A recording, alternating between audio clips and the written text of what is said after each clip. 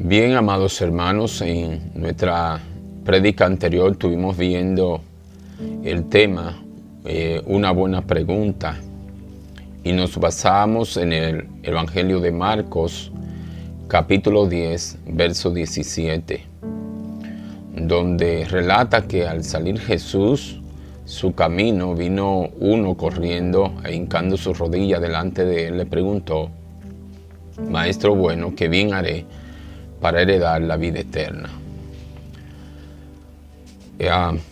Este joven vino a Jesús entendiendo que él, por alguna obra complementaria que pudiese haber hecho, pues había podido ganarse la vida eterna.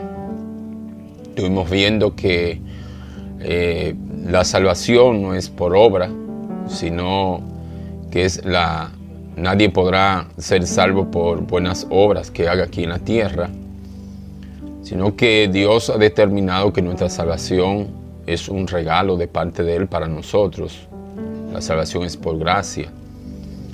Según el libro de los Efesios, capítulo 2, versículos 8 y 9, dice que por gracia sois salvos por medio de la fe, y esto no es de nosotros, pues un don de Dios. El versículo 9 de Efesios 2 dice: no por obras, para que nadie se gloríe. Nadie podrá gloriarse delante de la presencia de Dios por algún tipo de cosa que haya hecho en la tierra para alcanzar su salvación. Dios determinó el medio, el cual Él entiende que es a través de Jesucristo el cual vamos a poder llegar hasta su presencia. Usted no puede obviar el sacrificio que Cristo hizo en la cruz del Calvario para sustituirlo, ¿verdad?, por otro sacrificio. Quedaría nulo entonces el sacrificio de su Hijo Jesucristo en la cruz del Calvario, el cual usted va a justificar delante de Dios que por alguna obra usted está allí delante de su presencia. No podrá enrostrar al rostro de Dios, algo digno de salvación en aquel día. Es importante que podamos entender estos conceptos, porque de ello depende tu salvación. Según el libro a los Romanos, capítulo 1, versículo 17, dice: porque el evangelio de la justicia de Dios se revela por fe y para fe. Dice, como está escrito: mas el justo por fe vivirá. Dice la palabra del Señor que si hubiese en la tierra algún justo, esa persona justa para vivir, para tener vida eterna, será por fe. Aunque la misma Biblia dice que en la tierra no hay ni uno bueno. Pero si osara y apareciese uno bueno en la tierra, la palabra de Dios declara que por fe vivirá. En vista de esta situación que se produjo en el Evangelio en este relato del joven rico y nuestro Señor Jesucristo, en el Evangelio de Marcos, donde estuvimos viendo, y estuvimos hablando que este relato se relata en los tres evangelios sinópticos. O sea, Mateo, Marcos y Lucas relatan el mismo hecho, y estuvimos viendo algunos principios sobre ello. Ahora, hoy vamos a continuar en el mismo relato, pero a partir del versículo 22. Y el tema que vamos a estar viendo en este día es la vida eterna. Ese va a ser el tema que vamos a estar viendo hoy: cómo tener la vida eterna. Dice la palabra del Señor en el Evangelio de Marcos, capítulo 10, a partir del versículo 22, vamos a leer, donde nos quedamos prácticamente en la última prédica. Vamos a leer la palabra del Señor en nombre del Padre, del Hijo y del Espíritu Santo de Dios. Amén. Dice así la palabra del Señor. Pero él, afligido por esta palabra, se fue triste, porque tenía muchas posesiones. Entonces Jesús, mirando alrededor, dijo a sus discípulos: cuán difícilmente entrarán en el reino de Dios los que tienen riquezas. Los discípulos se asombraron de sus palabras, pero Jesús, respondiendo, volvió a decirle: hijos, cuán difícil es entrar en el reino de Dios los que confían en las riquezas. Más fácil es pasar un camello por el ojo de una aguja que entrar un rico en el reino de Dios. Ellos se asombraron aún más, diciendo entre sí: ¿quién pues podrá ser salvo? Entonces Jesús, mirándolos, le dijo: para los hombres es imposible, mas para Dios no. Porque todas las cosas son posibles para Dios. Padre, gracias, Señor, por tu palabra. En el nombre de Jesús de Nazaret, Señor, en esta hora, Padre, le pido, Señor, que usted bendiga nuestras vidas, Señor, a través de su palabra. Bendiga a aquellos, Señor, que ahí donde están, Señor, se exponen a ella. Bendiga, Señor, a cada persona, Señor, iluminándolos, Señor, a través de su Espíritu Santo, para que puedan entender, Señor, en este día las Escrituras. Revéleselas, Señor. Padre, que si aún todavía, Señor, no habían dado pasos de fe para asegurar su salvación para el día que estén delante de su presencia, Señor, sea usted tendiendo su misericordia en este día, Señor, y permitiéndole alcanzar, Señor, salvación y vida eterna. Es en el nombre de Cristo Jesús, tu Hijo amado, que oramos. Amén. Amén. Bien, amados hermanos, viendo la palabra del Señor, donde acabamos de leer, dice que para los hombres es imposible ser salvo, mas para Dios no. Dice la palabra del Señor que para los hombres es imposible, mas para Dios no. Porque todas las cosas para Dios son posibles. Hay muchas cosas en la vida en que nosotros estamos imposibilitados. Para Dios no hay nada imposible. Pero nosotros como seres humanos tenemos muchas limitaciones. Ahora mismo el ser humano está limitado a esperar en Dios para tratar de que el Señor, por su misericordia, estabilice esta situación que nos embarga a todos. Y nos hemos visto imposibilitados a pesar de los medios, de los recursos. Nos hemos sentido insuficientes para resolver esta situación que está azotando a las naciones, que está azotando al mundo. Esta pandemia que ha traído tanta congoja, tantas aflicciones. ¿Cuántas personas han tenido que despedir sus seres queridos desde lejos? Otros no lo han podido ver. No lo han podido despedir adecuadamente como lo hacemos tradicionalmente. Nos hemos sentido limitados a tener que estar encerrados. Amados hermanos, hay muchas limitaciones en las cuales nuestros recursos se ven agotados. Y esa es la vida. Dios nos enseña que nosotros somos insuficientes en muchas áreas de nuestra vida. Cuando los recursos que Dios nos permite tener se nos agotan, necesitamos depender de la gracia y de la misericordia del Señor. Entonces, amados hermanos, en este día estaremos viendo, ¿verdad?, cómo tener la vida eterna, ya que sus discípulos dijeron: que entonces ¿quién podría ser salvo? ¿Quién podrá ser salvo? Según en el versículo 26. Jesús le responde en el versículo 27. Entonces Jesús, mirándolos, le dijo: para los hombres es imposible. Esto es una aseveración en la palabra del Señor para aterrizarnos a nosotros lo que hemos podido estar viendo en la palabra del Señor, que para los hombres es imposible salvarse a sí mismo. Sus discípulos dijeron: entonces, ¿quién podrá ser salvo? Y Jesús les dijo: para los hombres es imposible.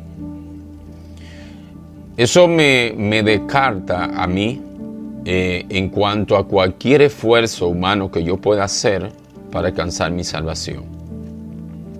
Automáticamente mis fuerzas, mis intenciones para ser salvo quedan anuladas. Yo tengo que entender eso en mi vida a plenitud.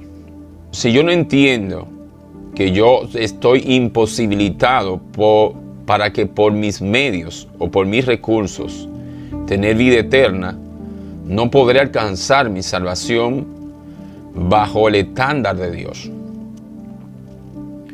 Dios, a través de su escritura, lo que trata de enseñarnos es a descansar en Él para tener salvación.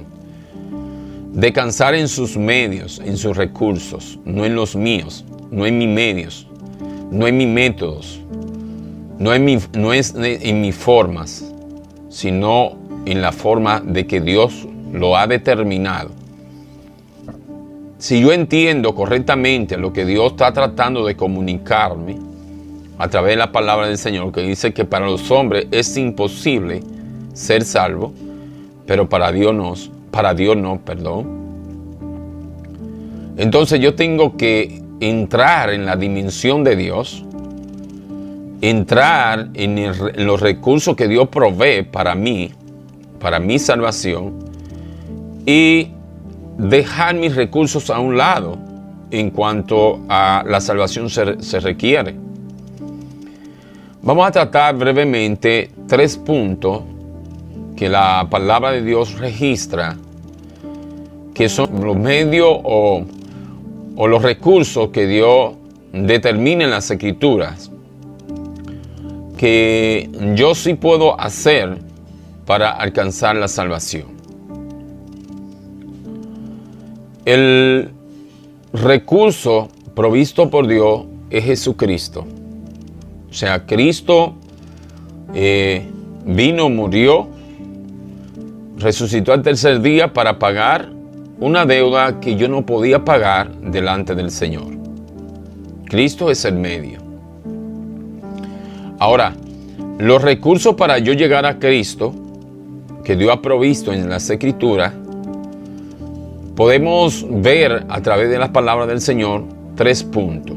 Primero, arrepentirme. Primero, arrepentirme de mis pecados. Reconocer que soy pecador y necesito arrepentimiento. Segundo, necesito la conversión. Necesito convertirme a Dios. Y tercero, hacer obras dignas de arrepentimiento.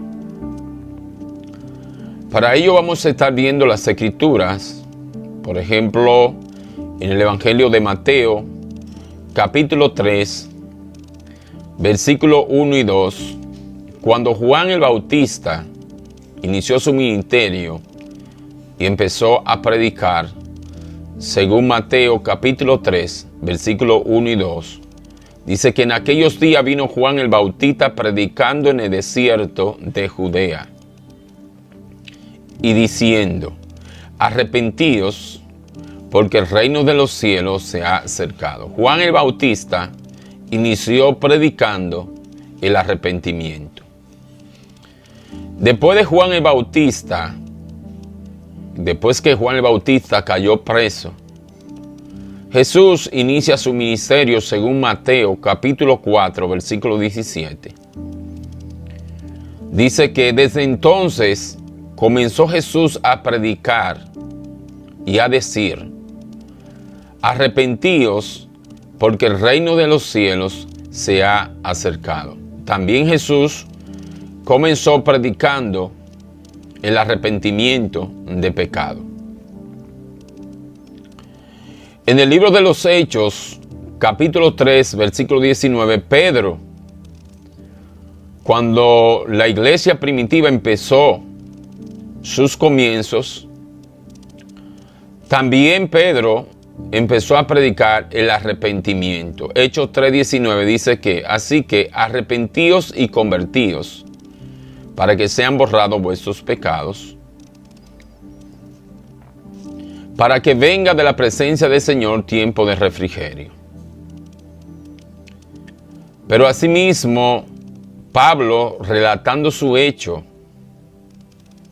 en el libro de los Hechos, capítulo 26, versículo 19, Pablo está delante del rey Agripa, preso, por el testimonio de predicar a Cristo. Está allí con cadenas delante del tribunal. Y Pablo, haciendo un relato o dando su testimonio a Agripa, le dice él cómo era su ministerio después de su conversión. Y dice en el versículo 19 de Hechos 26, por lo cual, oh rey Agripa, no fui rebelde a la visión celestial, sino que anuncié primeramente a los que estaban en Damasco y Jerusalén y por toda la tierra de Judea, a los gentiles, que se arrepintiesen y se convirtiesen a Dios, haciendo obras dignas de arrepentimiento. Aquí están los 3 puntos clave donde Pablo entendía que una persona podía venir a Dios a través de Cristo. Primero, Pablo decía que él predicaba que las personas tenían que arrepentirse, que tenían que convertirse y tenían que hacer obras dignas de arrepentimiento. Bendito sea el nombre del Señor. Amados hermanos, nosotros tenemos que reconocer que somos pecadores delante de Dios y usted no puede ocultar eso.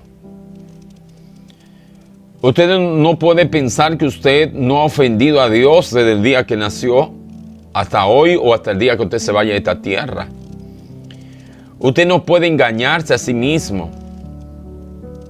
Nosotros somos pecadores. Nosotros desde el día que nacemos, desde que venimos a este mundo, nosotros somos pecadores, aún todavía desde el vientre de nuestra madre. Dice que la necedad ya está ligada al corazón del niño. Es algo que yo no me puedo despegar. Es algo que yo no puedo obviar. Soy pecador y tengo que reconocerlo delante del Señor. Reconocer que he ofendido con mi forma de vivir su deidad santa. Reconocer delante de Dios que yo en muchas ocasiones, ya sea en hechos o en palabra o en pensamiento, he fallado delante de Él. Reconocer que necesito con urgencia intervención divina para poder ser salvo. Necesito que Él me rescate de las mazmorras del lodo cenagoso donde estoy metido por consecuencia del pecado. Porque el pecado entró en el mundo por un hombre. Pero así como entró la muerte por un hombre, así por un hombre vino la vida eterna, Jesucristo. El medio del cual Dios ha provisto para que todo hombre pecador sea salvo, amados hermanos. Yo no puedo cegar mi entendimiento y pensar que yo voy a llegar allí a la presencia del Señor y voy a quererme presentar como que yo soy una persona santa. Como que yo vivía en este mundo apartado de las contaminaciones de este mundo. Yo me vi involucrado, yo me contaminé desde el día que abrí mis ojos al salir del vientre de mi madre. La necedad vino a mi vida. Fui manipulador desde niño, lloraba para que me atendieran. No importa que mi mamá o que papá estuvieran cansados, enfermos. Cuando yo quería alimento, simplemente lloraba para que me atendieran. Egoístamente empecé a tener pecado en mi corazón. No hay forma de que tú vayas a la presencia de Dios justificándote por tus medios. Primer punto, arrepentimiento. Si no reconoces que eres pecador, no podrás venir al reino de los cielos. Ese es el primer punto, reconocer que eres pecador. Ahora, si tú que estás escuchando esta palabra entiendes que no eres pecador, entonces estas palabras no son para ti. Porque Jesús dijo que Él no vino a buscar sanos. Los sanos no tienen necesidad de médico. Pero si tú entiendes que necesitas intervención divina, estas palabras son para ti. No importa en la condición en que te encuentres. No importa a donde el enemigo te haya metido. No importa a donde te encuentres. Jesús, para Dios no hay nada imposible. Todas las cosas para Dios son posibles. Dice el texto donde acabamos de leer. Para Dios no es imposible sacarte de donde tú te encuentras. Para Dios no es imposible restaurar tu vida, tu matrimonio, tus finanzas. Restaurar tu salud para Dios no es imposible. Dios te puede sacar de allí. Dios resucitó a Lázaro después de 4 días de muerto. No hay nada imposible para Dios. Y entre ellos está la posibilidad de Dios de salvarte este día y darte vida eterna. Nada es imposible para el Señor. Entonces, lo primero que tienes que reconocer delante de Dios en este día, que eres pecador. Venir ante su presencia y decir como dijo aquel joven que fue ante su padre, según el Evangelio de Lucas, capítulo 15, ese hijo pródigo, amados hermanos, que después de haber malgastado todo lo que Dios le había dado, todo lo que él había tomado del Padre, se vio que empezó a faltarle. Y él tuvo que arrepentirse. Lucas 15, versículo 18 a 19 dice: me levantaré, iré a mi padre y diré: Padre, he pecado contra el cielo y contra ti. Tenemos que venir ante la presencia del Señor y decirle: yo he pecado contra el cielo y contra Dios. Y decirle como dijo aquel joven en el versículo 19 de Lucas 15: ya no soy digno de ser llamado tu hijo, Padre. Hazme como uno de tus jornaleros. Tenemos que venir humillados delante de la presencia del Señor y reconocer que hemos fallado al Señor con nuestra vida. Que Dios no está siendo exaltado en medio de nosotros como debería de serlo. Humillarnos debajo de la presencia del Señor para que Él nos exalte, amados hermanos, cuando fuese tiempo. Bendito sea el nombre del Señor. Este joven tuvo un arrepentimiento, pero también tuvo una conversión, porque dijo: yo voy a ir a mi padre y le diré: ya no soy digno de ser llamado tu hijo. Bendito sea el nombre del Señor. Entonces, lo primero que tenemos que entender es reconocer que somos pecadores. Pero si yo reconozco que soy pecador y no me arrepiento, voy a continuar mi vida. Porque la palabra arrepentimiento se describe más bien como un cambio de dirección en tu vida. No puedes continuar tu vida, reconocer que eres pecador y continuar pecando. No ha hecho absolutamente nada. ¿Cuántas veces tú has ofendido a personas y reconoces que le ofendiste y que le faltaste y continúas fallándole? No has hecho las correcciones en tu vida. Hoy reconoce que eres pecador, pero también cambia de dirección. Vuélvete a Dios. Hoy es un buen día para empezar. Cuando tiene el arrepentimiento, necesita obligatoriamente tu conversión. Si no te conviertes al Señor, continuará fallándole. No solamente a Dios, continuará fallándole a tus seres queridos, a tus hijos, a tu esposa y a todas las personas que Dios te ha puesto alrededor. Continuará fallándole. Necesita urgente intervención divina. La conversión. Según Hechos 3:19 dice que así que arrepentido y convertido, para que sean borrados vuestros pecados y venga de la presencia del Señor tiempo de refrigerio. Yo no sé si tú estás pasando algún tiempo de sequedad en tu vida. Si te has sentido en ocasiones como que está entre un desierto árido y seco, Dios puede abrir fuente en este día. Porque una vez tus pecados se han borrado, vendrá de la presencia del Señor tiempo de refrigerio. Bendito sea el nombre del Señor.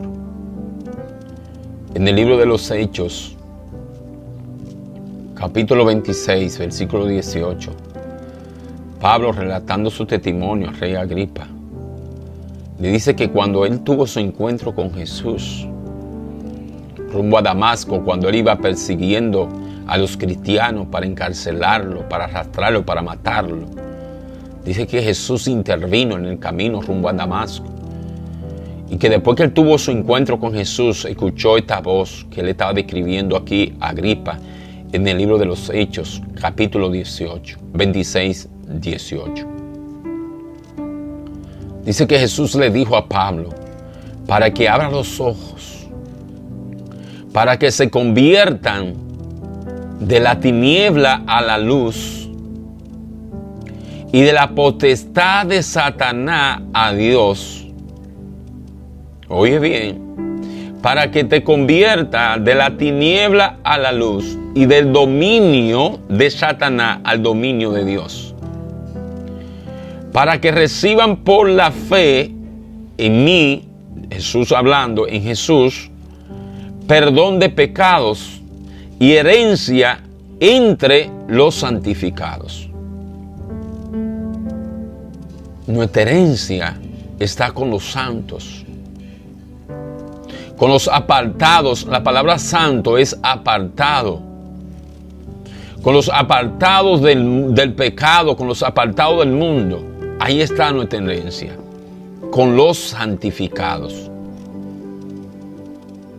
Bendito sea el nombre del Señor. Pero hay una situación, según 2 Corintios, capítulo 4, versículo 4.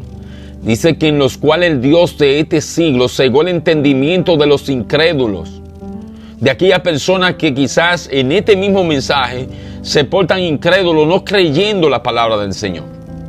Dice que el enemigo te está cegando el entendimiento.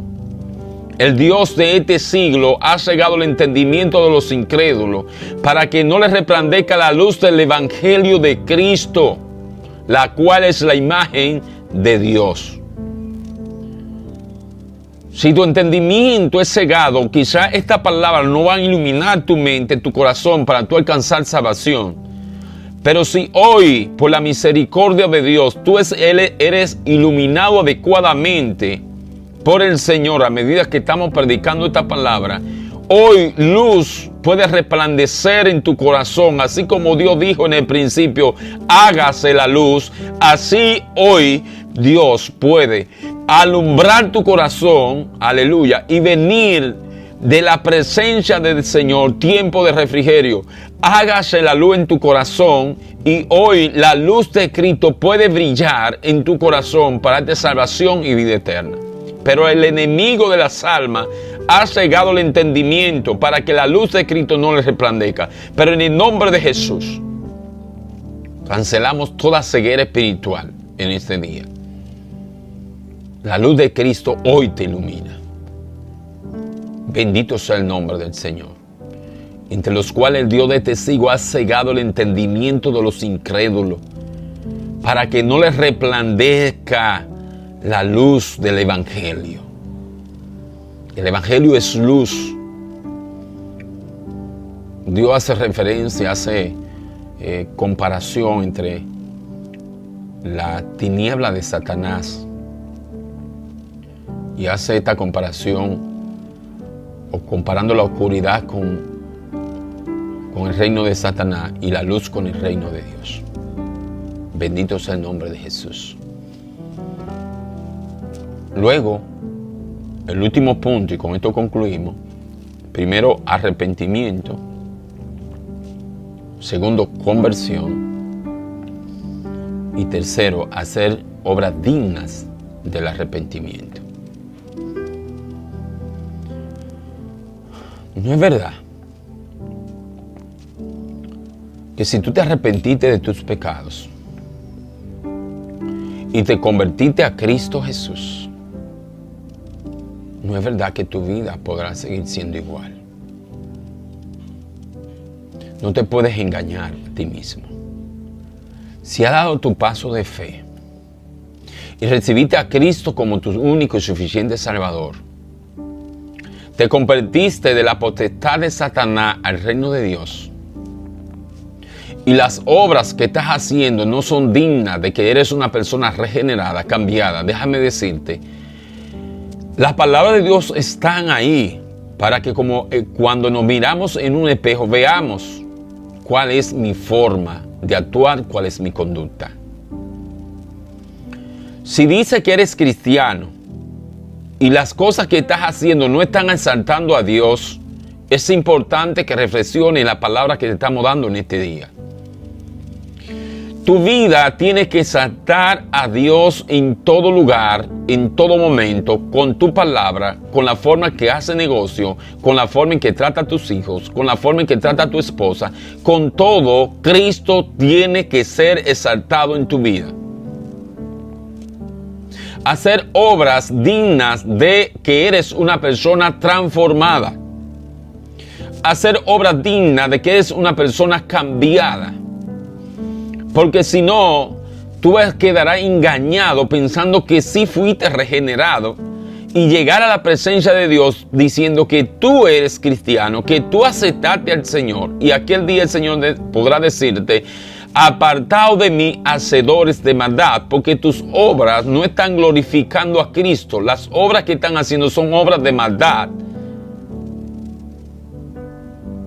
Bendito sea el nombre del Señor. Tercer punto, hacer obras dignas de arrepentimiento. Según la palabra del Señor, en 2 de Corintios, capítulo 5, verso 17, dice que de modo que si alguno está en Cristo, nueva criatura es. Las cosas viejas pasaron, he aquí todas son hechas nuevas. La Escritura dice que si ya tú estás en Cristo Jesús, la forma vieja, el viejo hombre fue anulado en tu vida. He aquí Dios te hizo una nueva criatura. Tú eres nueva criatura. No puede existir la vieja naturaleza reinando en tu vida. Es verdad que aún todavía está en la carne, pero ahora hay una nueva naturaleza que va a reinar sobre la naturaleza caída, que es la naturaleza de Cristo, que tiene poder sobre todo poder, autoridad sobre toda autoridad, y todo se sujeta ante su palabra y su presencia. Aún los demonios tienen que sujetarse a la presencia de Cristo. Alabado sea el nombre de Jesús. Tienes que mirar cómo está siendo tu vida supuestamente de cristiano. Tienes que hacer obras dignas de que eres una persona regenerada. Revisa tus palabras. Revisa tus acciones. Revisémonos. Revisemos nuestra palabra. Revisemos nuestras acciones.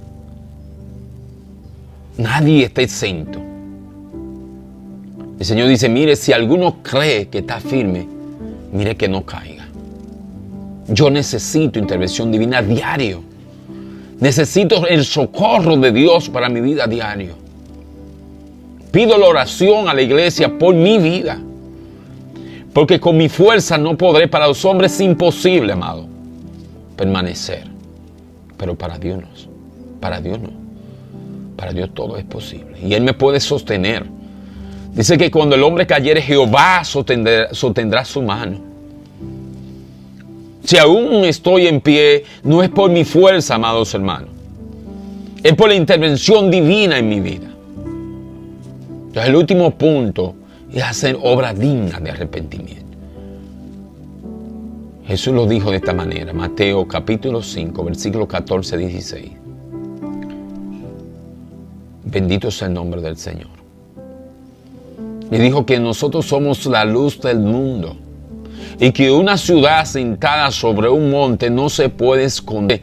Se enciende una luz, se pone, y no se pone debajo de un almud, sino sobre el candelero, y alumbre a todos los que están en casa. Así alumbre vuestra luz delante de los hombres, para que vean vuestras buenas obras y glorifiquen a Dios que está en los cielos.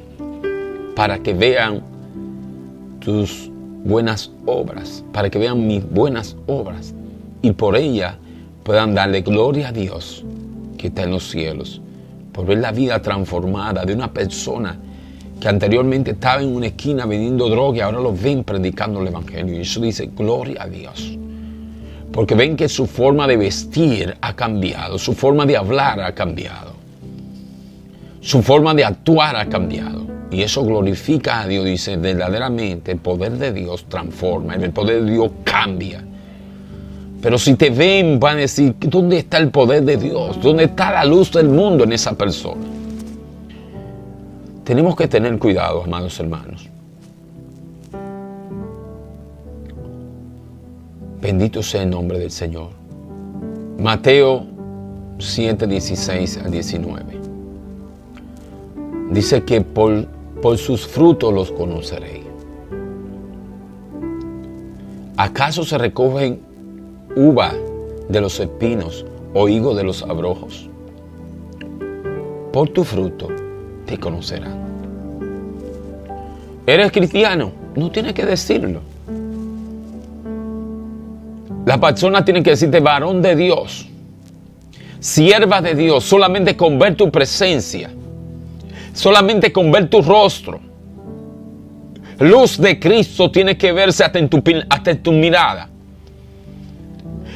Todo tiene que ser Cristo en nuestra vida.